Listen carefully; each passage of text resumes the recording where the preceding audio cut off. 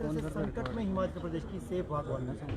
देखिए, मैंने जो है कई बार 70 में इस मुद्दे को उठाया और उसके बाद जो हमारी सरकार है, केंद्र को भी पत्र लिखा, लेकिन उसमें कुछ हुआ नहीं। आज मैंने फिर से ये मुद्दा उठाया कि आयात शुल्क पे जो है जो पत्राचार केंद्र सरकार से हुआ है, उस पे केंद्र सरकार का क्या जवाब आया।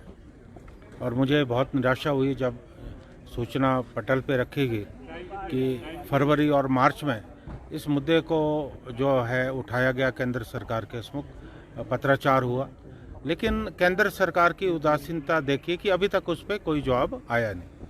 आप जानते हैं कि लगातार, जैसा मैंने सदन में भी कहा, सेब में लागत बढ़ रही है और मुनाफा कम हो रहा है।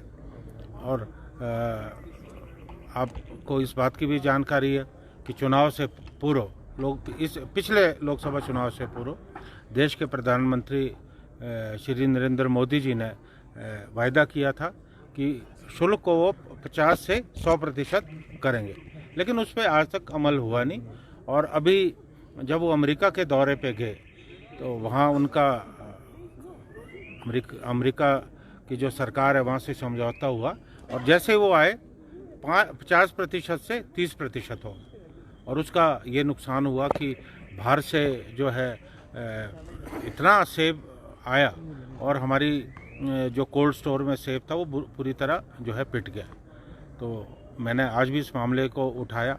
और दूसरा मुझे ये भी कहना है कि अफ़गानिस्तान के रास्ते जो ईरान और टर्की का सेब आ रहा है, उससे भी हमारे सेब को बहुत ज़्यादा नुकसान हो रहा है, क्योंकि अफ़गानिस्तान के साथ हमारा समझौता है, वहाँ शुल्क नहीं लगता, तो वहाँ भी अवैध रूप से सेब आ रहा है, उस पर भी कहीं रोक नहीं है।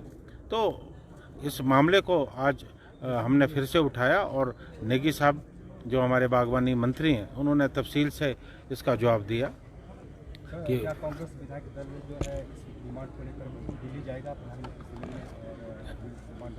देखिए, आज तो ये बात हुई है कि इस मुद्दे को फिर से उठाया जाएगा। और मैंने जो प्रतिपक्ष के नेता हैं जयराम ठाकुर जी, उनसे भी मैंने निवेदन किया है, वो भी सेब बहुल क्षेत्र से आते हैं, कि वो भी सहयोग करें।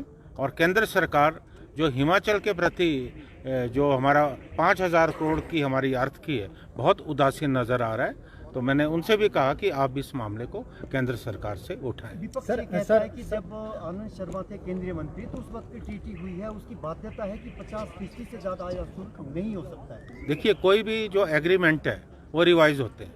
अभी भी बहुत सारी इस तरह के उत्पाद हैं जिन पे 100% है।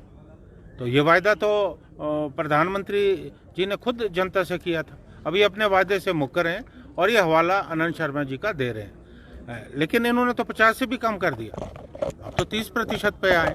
तो बहुत सारे ऐसे उत्पाद हैं जिन पे 100% हो सकता है, लेकिन नीयत साफ होनी चाहिए। सर, एक केंद्रीय मंत्री गिरिराज सिंह जी का बयान आया है कि देश को एनआरसी की सख्त आवश्यकता है और राहुल गांधी को हिमाचल से इसकी शुरुआत करनी चाहिए एनआरसी की, नहीं तो देश के 200 जिलों जो हैं वो हिंदू वहाँ पे अल्पसंख्यक हो जाएंगे। देखिए, जो केंद्रीय मंत्री गिरिराज सिंह है वो हमेशा उलझुल बोलते रहते हैं।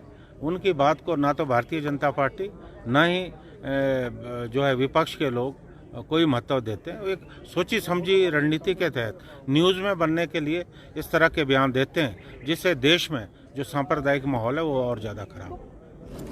आपने सर सीजन के बीच पराला मंडी का दौरा किया।